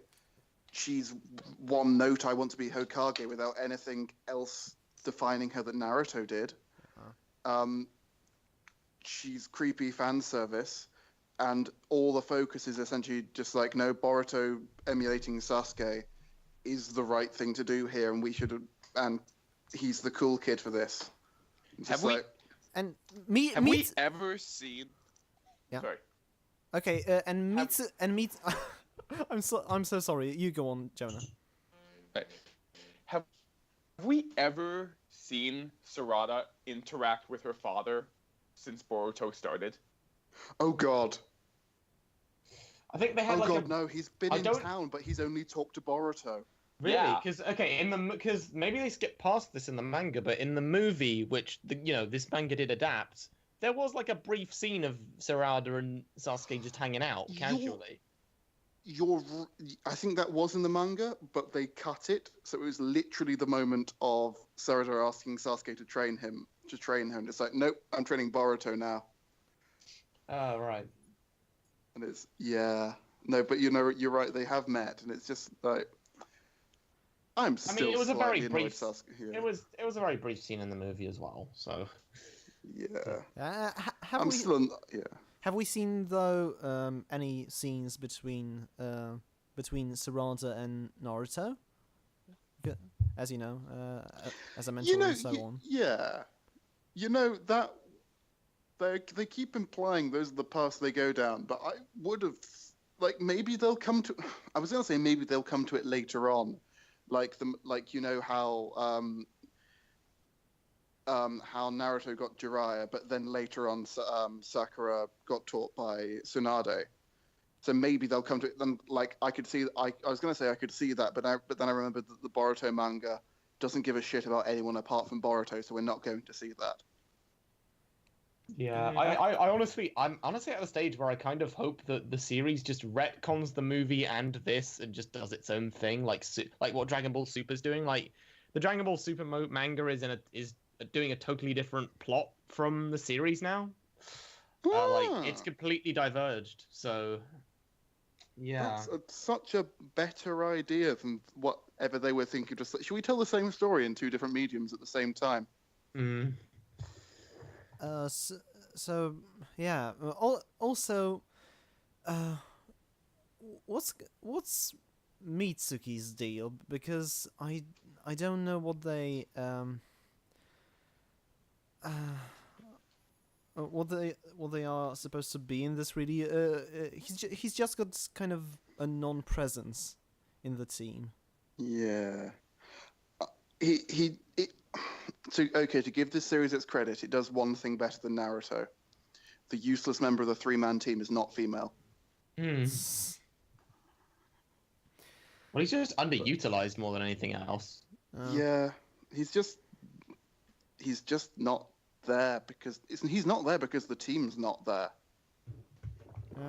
The team never does anything. It's always Boruto doing something. And because he doesn't really have a character trait. Like we don't even see him like join the village, which the anime has now covered. Like we now see him like join the class and meet everyone, which has been totally skipped out in this and the movie. Yeah. In the anime, did they cover the whole thing of, oh yes, I'm a clone son of the war criminal? I don't know. I don't remember. I don't think they have. Because I would love that to be his class introduction. You know the thing in Japan where they stand up at the front of the class and introduce themselves. It's like, my name's Mitsuki. I'm a clone. My dad's Orochimaru. You might know him. He killed some of your parents. Hi, I'm an abomination. How are you? I'm a crime against God. What? All right, let's move on to Shudan. Do you want to see what I can do with my tongue? Oh God! And my dad taught me this trick. Apart from he's not my dad at the moment, he's my mom. And then it turns into a cross account. Okay, let's move on to Shudan. Yeah. So, I think I'm doing this one, right? Yep. Yeah. So in this chapter, the soccer team finishes practice. But because Akira happens to, as we find out, be Soshi's next door neighbor, or Soshi, whatever, Japanese boy name, his mom gives her a lift back, and hilariously, immediately all the guys immediately get in like their group message and start messaging him about this. They eat some curry, then they hang out in his room and have a conversation about soccer and about the other people on the team and about how they're actually enjoying themselves quite a bit and how they're all looking forward to working together. And then at the end, she goes home, aka next door, but they find that they both go outside at the exact same time to go practice soccer as well. And then we see that the unending amount of messages is still going from one guy who, and okay, this is very amusing to me. Apparently one guy's just an eggplant, Yasu, and then Roku, I think, is 3 packages of ham. I'm not quite sure what that's supposed to be. I'm really hoping those aren't the names. Those are just the messages of what they think he's doing. The eggplant emoji and packing his meat. Okay, here's the thing. Here's the thing. I actually like this chapter quite a bit for the general innocence of it, for the fact that, like, for once we have, like, grade school kids. But Kastor's ruining it? Yes. actually act like grade school kids who are just kind of like, like they're messaging him like, oh, you have a girl over, what's happening, dude? Like in this very like innocent just kind of way. As opposed to baby memories. Give us the play-by-play. Yet? As opposed to say how Hero would draw this exact same scene with characters about 2 years younger. So well, no, the girl will be younger. The guy would be about 18. We know how Hero works. Mest. No, in Hero they would be both. Wait, okay. It's a little side tangent, but I've forgotten because it kept switching. Is he Mest or is he Doranbolt? It's Mest. I don't know. I think he's both. No, it's. I think he's. It's like they were like, you're not this, you're the other at first. Then they're like, actually no, you were this. Yeah, it's. And then you're that again. It was. I think it was originally Mest. His real name is Doranbolt. He went by Mest in the exams, but for some reason they just kind of keep calling him Mest. No, I think that's just but then he turned out to actually have been a fairy tale member all along. Yeah. Oh, God. Because he. That was so stupid. because he. He changed his own memories. Oh God! I just realized. I wish that Mest's plot was used in Pudding's plot thread. Okay, I don't want it anymore. So Pudding would just randomly murder somebody who was about to come over to their side, like Mest. Okay, sorry, wrong manga to talk about. I like this chapter quite a bit. I found it very charming. I like the two characters quite a bit, and I just like the fact that in a week where we got such absolutely horrible writing of a male and female character relationship in Cross Account, we have one that actually seems to be building to a very enjoyable friendship between the two. And I like it. I think it's really charming. Yeah, it's quite a sweet manga. Mm-hmm. So I still haven't been able to read this because trapped in Japan, no scanlations. Well, I say trapped in Japan. I'm having a great time.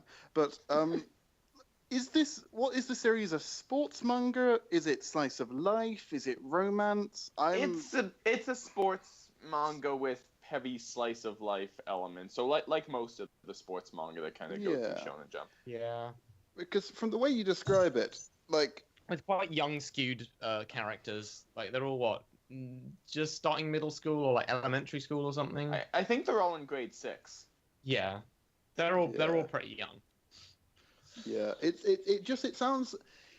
sounds like an okay chapter, but for a second chapter I would have thought they would have been doing something. Mm-hmm.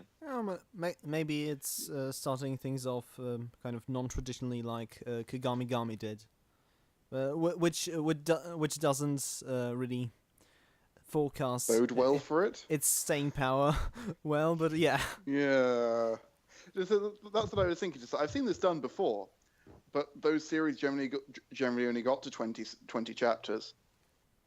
Yeah, So it's essentially. Yeah, it was essentially. I think it was a plot point in Bakuman. I think Fukuda wanted to kind of change the 3-chapter rule. Well, never mind. So, have we got anything else to say, or shall we finish things up? I'm done. I'm good. Yeah, okay. Yeah, I'm good. So, that is gonna do it for this week of Stammer Stream. Thank you for watching, either on my YouTube channel or live at twitch.tv/Wensleydale Cheddar. We usually used to record on Mondays, but now we're changing it to Tuesdays at noon Eastern Standard Time, 5 PM GMT, and 6 PM GMT +1. Although now that Jonah's not going to be there anymore, the Eastern Standard Time thing is going to be kind of superfluous. You can follow me on Twitter at WensleyCheddar for updates on the stream, on Penganza, Friendly Faces Everywhere, Iffy Reviews, World Triggered, and many, many other things. follow Milo at Hovin with an H for anime waifus, Cabal hijinks, and Cabal cast, which is definitely coming. Follow Dr. Nova at Jonah Left Snow for his WMR Choose Your Own Adventure game, the link to which you'll find in the YouTube description below. And you might just be able to find my thoughts on some other manga chapters that come up once in a while. Oh, okay. So you'll be more active on Twitter then? A little bit. Oh, cool. Yeah. And follow Kastor at Kastor UK for still nothing. You keep saying it every week. It's not going to change. I've nothing interesting to say that people will want to hear. And Didn't stop me. I was going to say, or I can do what Hovin does and just occasionally just post arses. So one of the two. I post a lot more than arses. yeah, but I can't scroll down your page while I'm in company, can I? I can't even open my Twitter because it's always at the top of it. Okay, if you'll do the same, Kastor, then all three British people I follow will have nothing but lewd pictures on the timeline. Because what's his face? Tropical Blitz. Yeah. Also, he retweets loads of fake brand order stuff. Yeah. Some of it a bit NSFW. I've noticed. Yeah. I've seen some of the accounts he follows. It gets lewd. So be sure to visit our One Piece RP forum. Normies, am I right? One Dream Adventure Reborn to write some lovely stories with us and hang out with us to talk about manga in general. Yes, come over and prove that you can write a better story than Cross Account. Yeah. So, Jonah, any updates on the forum event? Yes. Hopefully the boss threads will be opening up today. And in addition to that, there's been a little bit of confusion, so I'm just going to reiterate something. You do not have to end your threads today. Some people are thinking like, oh, once the boss threads are open, I guess that means the adventure threads are finished. No, that's not how it works. The adventure threads are going until the last day of June. Yeah. So I think I might have misdirected some people because I was confused as well, which is kind of surprising since I'm one of the mods. But okay. Yeah. Also, if ODR events you had to finish your adventure thread before starting the boss thread, we would all be fucked. Yeah. Oh yes. I mean, we're trying to narrow things down in the path of power threads I'm in, but I don't see the Steel and Albion crossover narrowing down anytime soon. So. No, it'll be fine. It'll be like the library one, where on the final afternoon, all of us are panicking to try and get posts out. Oh god, I'd forgotten about that. Yeah. But one last thing that I'll say before I head out, now that we're in the last week, for those who have some characters where they haven't been able to pay as much attention to as they want, which happens sometimes, please read over them and make sure that you have at least 5 posts for them. Because anything less will affect the amount of rewards you get. So just, like in some cases, if you're maybe doing a solo thread, or if you're doing it with a few other people and the other person hasn't responded as much, just make sure that at the very least you have 5 posts so that we can still give you full rewards. Because anything less, we said that we don't really have a choice in the matter. It's not fair to everyone else, so we will have to dock your rewards. So maybe if you're listening to this whenever this goes up, just take some time to look through all of your characters and say, does this person have enough posts to get it? Does this person have enough? If not, when can I find time just to reach the bare minimum so that I can at least make sure that they get something good out of this event? Yeah, I'm looking forward to participating with all the others in the boss thread. I'm writing the Zulien opening monologue at the moment, and yeah, Yeah, it's pretty fun. Yeah. Although I'm kind of running late on it, so we should probably end the podcast. So okay. Yeah. Final note on the boss threads. What you're going to be getting is you're going to be getting a detailed paragraph about the abilities of the character, and also like a monologue where like they're like, "Hey everyone, welcome to my place. Now I'ma kill ya." I imagine that's just Kaito's characters. opening monologue. It's kind of, "Yo, I'ma kill ya. What up?" Read Hey. the details about their abilities very carefully, because that is something that you can get docked for sometimes if you're like, oh, like, because there are some times when we're putting the boss thread characters out there where we do worry about underselling. So just make sure that you're very aware of what these characters can do, what their strengths and weaknesses are, because we have included weaknesses as well. Yeah. And definitely make it your own, but keep in mind that there will be criticism and things along those lines when it comes to people who clearly didn't read the description of what the boss's abilities are and just kind of went off without thinking, because that is something that we do hold to a high standard. Also, you can't just one-punch them.